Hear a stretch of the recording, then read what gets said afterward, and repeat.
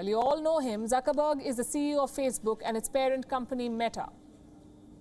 He was once the world's third richest man. He has now slipped to the 12th position, from the 3rd to the 12th. Zuckerberg was once the face of social media revolution. Today he has become the face of big tech's tyranny. You could say Zuck has run out of luck. This is a story about Zuckerberg's rise and decline. In July 2021, Mark Zuckerberg was touted to become the world's richest man. He was sitting on $142 billion, just third in the line to the top. But the fortune wheel turned against Zuckerberg. He lost 50% of his wealth in less than 9 months, 50%. Was it because of something he did? Or was it because of Facebook's policy? Or a combination of both? In 2010, a blockbuster biopic made Mark Zuckerberg a sensation. He was an outlier Harvard dropout. He had stolen intellectual property and compensated for it by giving the world Facebook, a medium that connected people from across the world, that helped people reconnect with childhood friends, helped them find love, find opportunities, a medium that even helped small businesses. Facebook was an instant hit, and Zuckerberg became an icon instantly. The youth that moved to Facebook from Orkut and Hi5 began idolizing Zuckerberg. Aspiring entrepreneurs began aping him. They were wearing the same color t-shirt every day to save time, just like Zuckerberg. Mark Zuckerberg was a walking, talking self-help book.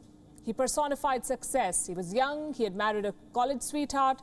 Together, Zuckerberg and Priscilla Chan were America's most generous donors. She was a pediatrician, and Zuckerberg the face of the social media revolution, until he became the face of big tech tyranny. But it's clear now that we didn't do enough to prevent these tools from being used for harm as well. And that goes for fake news, for foreign interference in elections, and hate speech, as well as developers and data privacy. We didn't take a broad enough view of our responsibility, and that was a big mistake. And it was my mistake, and I'm sorry. I started Facebook, I run it, and I'm responsible for what happens here. Over the years, Facebook developed a dark side. It began sharing user data illegally, fighting with countries over user privacy. It began killing competition, acquiring popular apps like Instagram and WhatsApp. At one point, Facebook was live streaming terror, silencing free speech and peddling hate for profit. So stakeholders began unfriending Facebook.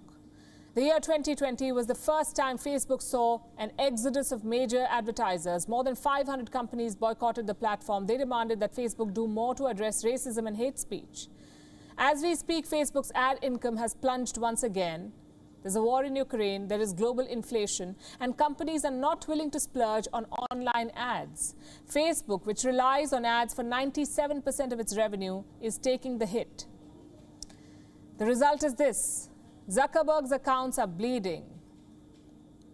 But ads are just one part of the story. Mark Zuckerberg holds around 16% of Meta shares. His image and fortune are dependent on Facebook. The social media platform made him a household name. Facebook's popularity built Zuckerberg's fortune. It paid for his $7 million California estate, his $100 million Hawaii property, $150 million luxury yacht, swanky private jet rides, and his collection of custom-made Brunello Cucinelli gray shirts, each costing about $400. In December 2021, Meta reported a decline in profit. Its forecast for the first quarter of 2022 was lower than expected. Shareholders began panic selling. Facebook lost $300 billion in investor wealth in a day. And this was on the 3rd day of February of 2022. By then, Facebook had already lost users. The platform closed 2021 with less than 2 billion active users, as against 1.93 billion earlier. For a business that uses users as products, even one less login reflects strongly on the logbook. Today, a lot of these users have begun spending more time on other apps like Instagram. But in this in-house migration, it does not matter to Meta. What ticks it off is TikTok. The app's user base has exploded over the years. TikTok registered its billionth user in 2021. That's just after 4 years after its global launch.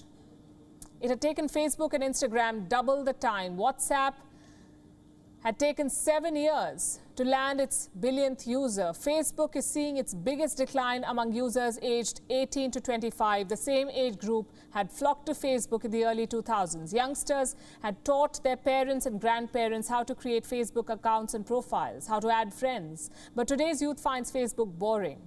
They've moved to quote-unquote cooler apps. If you look closely, this story, the story of Zuckerberg's rise and decline, has come full circle.